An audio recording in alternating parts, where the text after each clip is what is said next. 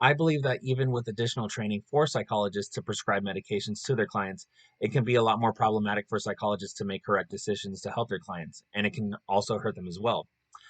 First, clients or patients can actually begin to self-diagnose themselves because they believe that they know the problems that are causing them the distress and can ask their doctors or psychologists to prescribe them a specific medication because they believe that they're being marketed specifically to them. This can be a positive component for psychologists as they can actually begin working with the client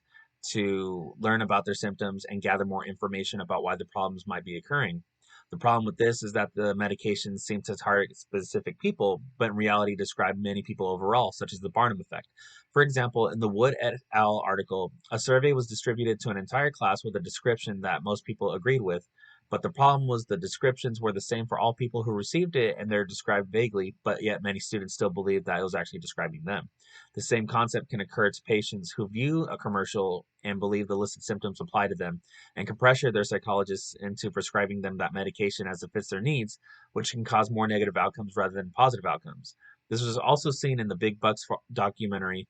as a client who was actually trying to lower their blood pressure by taking a certain medication actually ended up in the hospital for opposite effects. Next, I also believe that a positive outcome for psychologists can be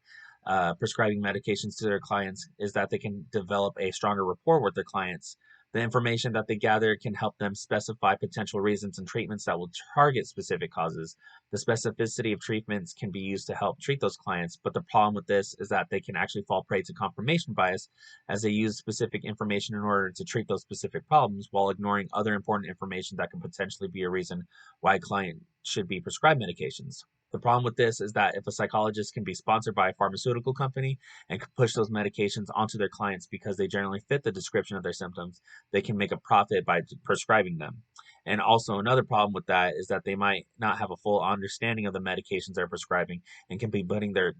clients in more danger. For example, in the Big Bucks, Big Pharma documentary at 1544,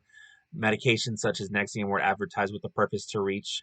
people and try to describe basic or vague symptoms that people found specific to them but applied to many others watching the same commercial. Many doctors were actually prescribing those medications with the intention of making a profit rather than actually helping their patients.